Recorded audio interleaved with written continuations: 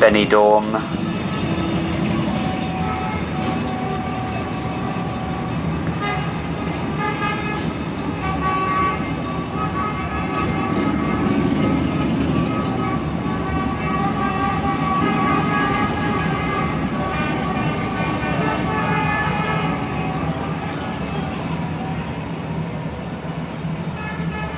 Right, where was I? Oh yes, Benidorm.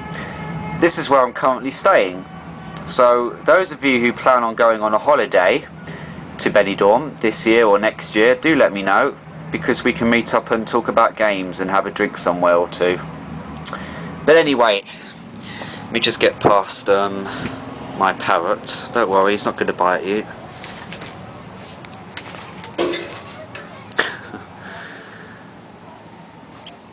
Right, this is what the video is about. The Panasonic Q. Two versions were launched. One was the standard Japanese version, and the other one was this version.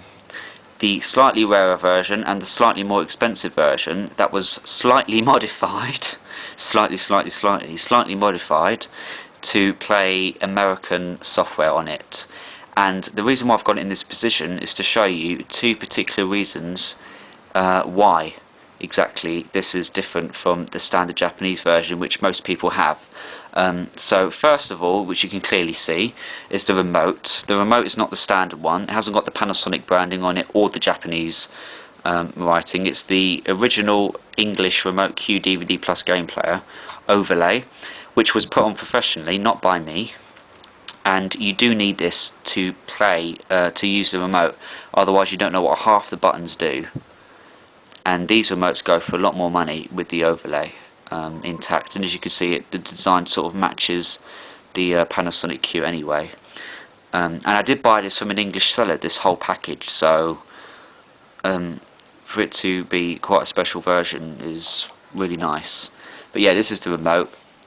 Everything else about it is the same. I'm not sure if the overlay underneath is still intact or it's been taken off.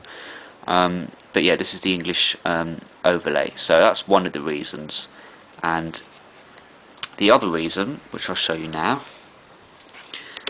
is this sticker at the bottom, which is some sort of security sticker, because you can see it's covering the bits that you need to unscrew this and take it all apart.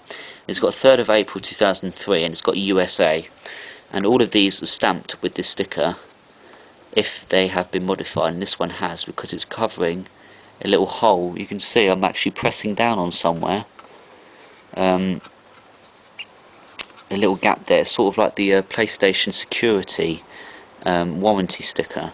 This is the exact same thing, it's covering up something there. I don't want to poke it too much because it might take the sticker off, but yeah, that is another reason that makes it the modified version. I don't have an American game, but even if I did, I wouldn't put it in because people would say that I'm lying and I'm using a freeloader disc, so best not to bother at all with that. But anyway, that's the two reasons there. Of course, I've got the box. You saw that in the room tour video that I've done, but matching serial numbers are very important to have when you have the boxes. Don't ever buy a console and see different serial numbers. You must have intact the same really high quality system. Most of this is actually made of solid metal.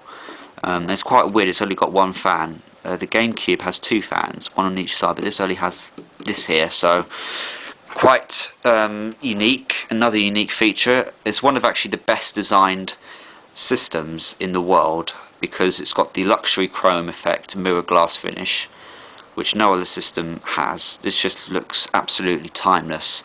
You could have this in another 20 years and it'll still look absolutely modern. This could have been used in iRobot and it would still look modern today, and it still does. It's absolutely fantastic to have. Still got absolutely up-to-date features, bass plus, surround sound, cinema mode, everything you need even for today's top of the range systems. Another unique feature is the fact it's got its own unique built-in screen. It's only a 2-inch screen, but there's no other home consoles really that I know of that have a built-in screen that are meant to be connected to the telly in the first place. So another really nice feature of the Panasonic Q. So that's that. And of course I've got the usual peripherals that go with it in the leads.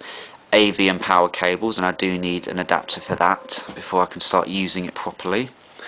And of course the Panasonic Q controller, which I've actually swapped. I sold the original one that came with this because the plastic started to get shiny, just like you see on a computer keyboard. The plastic starts to shine. Same with this, but this is obviously a different version. It's got a few little scrapes on it, but yeah, slightly better version. Paid slightly more for it, but it was worth it at the end of the day, and I sold the other one. So yeah, that is the Panasonic Q from Japan. The slightly rarer version, of course, that can play American software on it, and the slightly rarer remote with the English overlay. So thanks for watching, guys. Take care, subscribe, and see you soon.